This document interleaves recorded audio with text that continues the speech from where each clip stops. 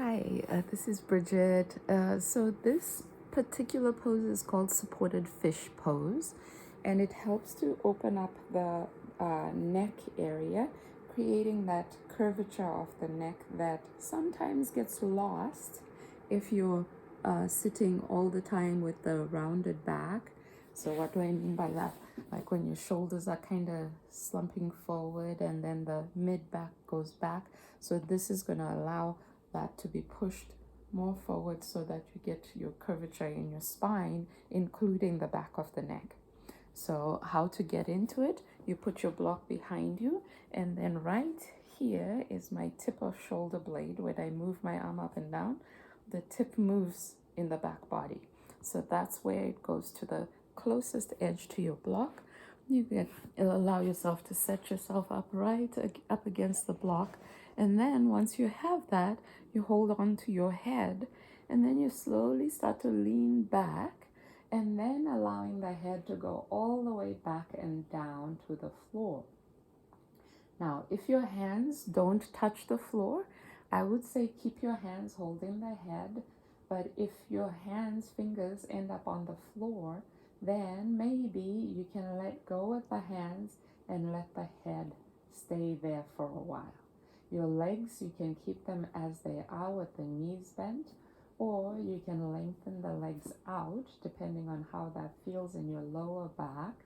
You can also bring soles of feet together and knees out. So that angled position, Baddha Konasana.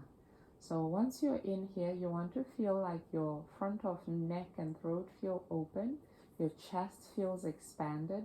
Your low back is free. There's no pain, no strain in the low back. It just feels like you're allowing things to let go and relax.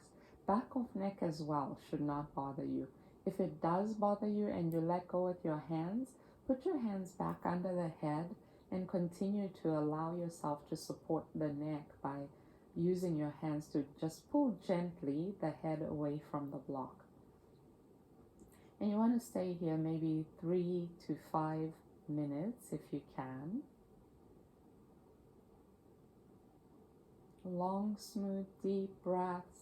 Each inhalation feeling the expansion on the front body. Each exhalation feeling like you're getting heavier into the floor, letting go. So it's all about surrendering to gravity and letting gravity do the major heavy lifting for you. And you're doing very little. You're just letting go, practicing breathing, and allowing a sense of softening around the muscles. So if you want to start with a shorter time here, no problem, and then over time building up on that, it can go anywhere from 3 to 5 minutes. So allowing that feeling sense of reset of the block. But at first, if it's super intense, especially around the front ribs, it feels like things are holding tight, maybe just staying in it for about a minute and then coming out, and then going for another minute after a little bit and then coming out, and over time building on that, making it a bit longer that you can stay in it. That way you're not overtaxing the body, you're not causing trauma to the body. It's just a nice feeling sense of gradual letting go. So when you're ready, if your hands are far away from the head, you slowly start to bend the elbows and bring the hands underneath your head, right?